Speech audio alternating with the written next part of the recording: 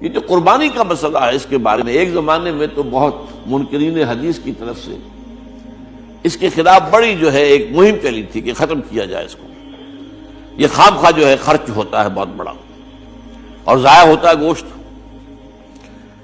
اتنے بڑے پیمانے پر گوشت ہوتا ہے کھایا نہیں جاتا۔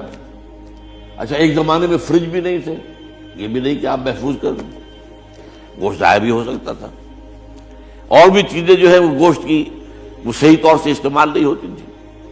تو اس کے اوپر بڑا پروپیگنڈا منکرین حدیث کا رہا کہ یہ جو ہے قربانی صرف حج کے موقع پر ہے۔ میں اس کی نفی کے لیے آج آپ کو بتا رہا ہوں کہ سورہ حج کے اندر جو دو رکوع ہیں، ایک چوتھا ایک پانچواں، چوتھے رکوع میں بھی قربانی کا ذکر ہے، پانچویں میں بھی قربانی کا ذکر ہے۔ یہ ایک دم جو ہے ایک جگہ پر جو دو طرح کی قربانیوں کا ذکر ہو رہا ہے، یہ کیوں ہو رہا ہے؟ چوتھے رکوع میں وہ مناسک حج کے ساتھ اس کا ذکر ہے، وہاں جو فرمایا گیا لِيَشْهَدُوا مَنَافِعَ لَهُمْ وَيَذْكُرُوا اسْمَ اللَّهِ عَلَىٰ مَا رَزَقَهُم مِّن بَهِيمَةِ الْأَنْعَامِ فِي أَيَّامٍ مَّعْلُومَاتٍ عَلَىٰ مَا رَزَقَهُم مِّن بَهِيمَةِ الْأَنْعَامِ فَكُلُوا مِنْهَا وَأَطْعِمُوا الْبَائِسَ الْفَقِيرَ۔ وہاں پہ قربانیاں دو، پھر اللہ کا نام لو، ان جانوروں پر جو اللہ نے تمہیں عطا کیے ہیں ان جو معین دنوں کے اندر دو، فی ایام معلومات، اور پھر اس میں سے خود بھی کھاؤ، اور جو ہے جو جیسے صدقہ کا گوشت ہوتا ہے وہ نہیں ہے، وہ قربانی کا گوشت ہے، اس میں سے آپ خود بھی کھائیں اور غرباء کو کھلائیں، غریبوں کو دیں، مساکین کو دیں۔ تو یہ پورا حکم آ چکا ہے چوتھے رکوع کے اندر۔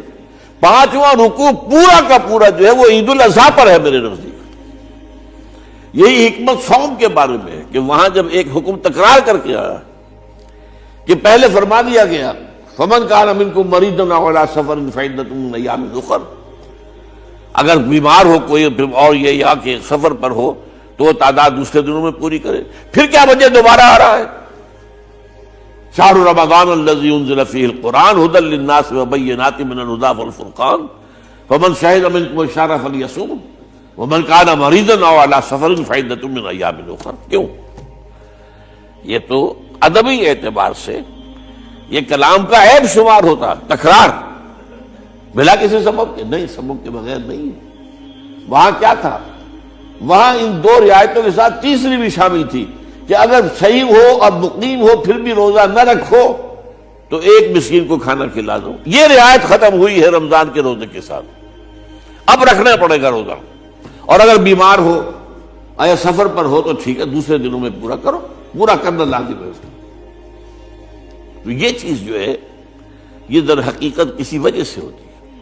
بالکل یہی بات ہے سورہ حج کے چوتھے رکوع کے اندر، وہ جو قربانی ہے حج کے ساتھ اس کا ذکر آ چکا۔ اب سنیے یہ جو آ رہا ہے، فرمایا وَلِكُلِّ أُمَّةٍ جَعَلْنَا مَنْسَكًا، ہر امت پر ہم نے ایک جو ہے قربانی کا معاملہ نازل وہ جو ہے فرض کیا ہے۔ میں نے چونکہ آج شروع میں کہا تھا کہ صوم اور حج میں کچھ مشابہتیں ہیں، دیکھیے صوم کا حکم بھی آیا تھا تو کس طور سے آیا تھا؟ یا ایھا الذین آمنوا کتب علیکم الصیام کما کتب علی الذین من قبلکم لعلکم تتقون، اہل ایمان تم پر روزہ رکھنا فرض کیا گیا جیسے کہ فرض کیا گیا تھا ان پر جو تم سے پہلے تھے۔ یہاں پر اسی حوالے سے بات ہو رہی ہے کہ اے مسلمانوں یہ قربانی صرف تم پر فرض نہیں کی جا رہی، یہ تو ہر امت پر، ہر نبی ہر رسول کی امت۔